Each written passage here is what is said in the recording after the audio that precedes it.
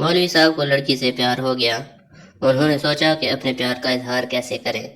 پھر انہیں خیال آیا کہ اس وقت سوشل میڈیا کا جدید دور ہے، تو کیوں نہ لڑکی کو میسج میں آئی لو یو لکھ کر بھیجا جائے۔ انہوں نے میسج میں آئی لو یو لکھ کر لڑکی کو بھیج دیا۔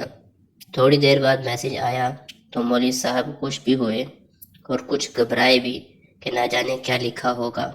پھر اسی خوف کی وجہ سے انہوں نے میسج ہی نہیں کو دیکھا اور سو گئے۔ ساری رات بے چینی کے عالم میں گزری۔